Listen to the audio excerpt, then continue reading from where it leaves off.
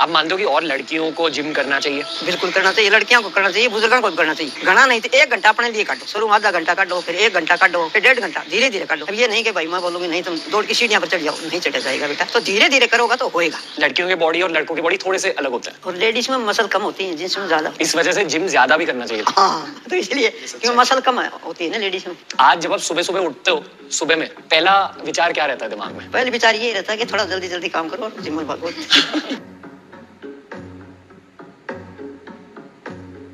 एक ना बहुत बड़ी मूवी आई थी, बहुत बहुत हिट गई थी, फोगाट सिस्टर्स के बारे में थी। उसका एक बहुत बड़ा डायलॉग है, मेरी छोरियां छोरों से कम है क्या? तो हमारे हरियाणा में छोरा तो छोरी कम नहीं है। तो आपका बेटा भी आपके बारे में वही बोलता है कि मेरी माँ छोरों से कम है क्या? नहीं है, नहीं हम किसी से कम क्यों भाई, वैसे उम्र हो लेकिन कम नहीं है। जितने भी बेटे और बेटियां हैं, ये बात ध्यान से सुनिए भैया, बच्चों का फर्ज क्या होता है? आपकी एज और मेरे एज के बच्चे, असली बच्चे नहीं।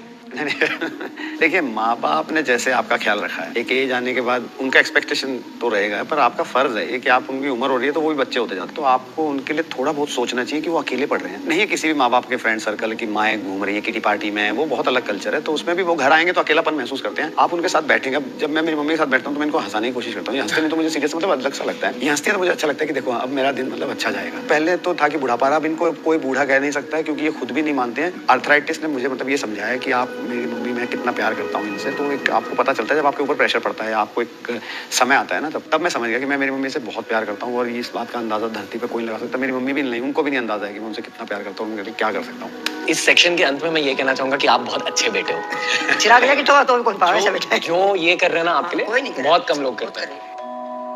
पता कहते हैं ना कि ओल्ड एज में साधना, भगवान पर फोकस करना चाहिए, वो सही है, बट साधना का first and foremost rule is body का ख्याल रखो। आपकी बॉडी भी ऐसी कंडीशन में होनी चाहिए जहां आप देर तक ध्यान में बैठ सको, देर तक पूजा पाठ कर सको। उस मोटिवेशन को लेकर पहले बॉडी को हेल्दी बनाओ। मेरी ना दादी 90 इयर्स तक जिए वो, और वो इतने स्ट्रांग थे, एंड तक उन्होंने अपना काम खुद किया। और मेरे घर पे ऐसा बोलते हैं कि क्योंकि उन्होंने पहले से घर का काम, झाड़ू पोछा अपने आप किया था, जो आपने बोला आप भी करते हो अपने घर का। पर अभी क्या होने लगा है, सब ज्यादा काम वाली बाई रखते हैं और सब बैठे रहते हैं। तो आपका उनके लिए क्या मैसेज होगा? देखो, बैठा रहेगा तो शरीर में ताकत नहीं आएगी। थोड़ा सा अपना काम करोगा, थोड़ी घनी कसरत करोगा, थोड़ा पसीना ले आओगा तो थोड़ा सा भाई होगा। अब जैसे बैठी रही मैं बात देखूंगी, चलो बेटा आ गई तो मेरे को पानी दे दे, बेटा मेरे को खाना दे दे, तो वो हांड फिर के आएंगे तो कम से कम इतना तो करोगे, तभी उनको पानी दो, खाना दो, इतना तो कर सकते। पहले लोगों में ताकत भी थी, आजकल ताकत एक तो खान पीने में ताकत नहीं बिल्कुल, और फिर है तो वो अपने आप ही छोड़ देते हैं। कुछ तो दिल्ली है कि छोड़ देते हैं जमा के भाई हमारे से होगा नहीं, क्यों नहीं होगा, भगवान ने आपको दे रखे होगा,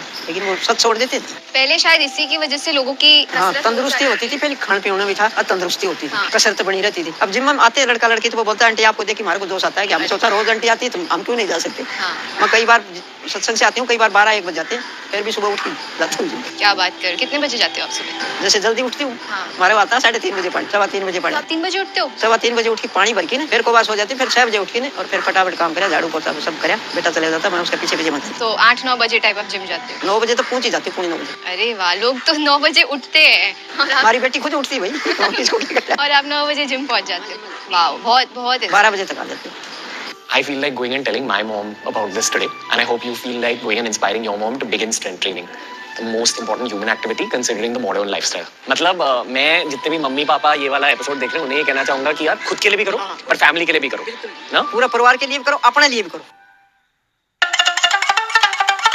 सोचो कि आर्थराइटिस था मम्मी को, आर्थराइटिस के बाद मम्मी ऐसे स्क्वाट्स कर रही है,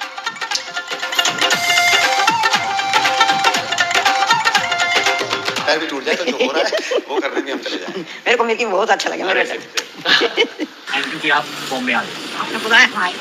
जो ये प्रोग्राम देख रहे हैं तो अपने लिए कसरत करो, एक्सरसाइज करो, कुछ तो करो, अपनी सेहत का ध्यान रखो। और उनको बच्चों को मैं बोल रही हूँ कि भाई अपने माँ बापा को भी जिम में लेके जाओ, कसरत करवाओ, तो थोड़ा सा भाई उनकी तंदुरुस्ती भी बनी रहेगी, बच्चा को भी अच्छा लगा, माँ बाप को भी अच्छा लगा।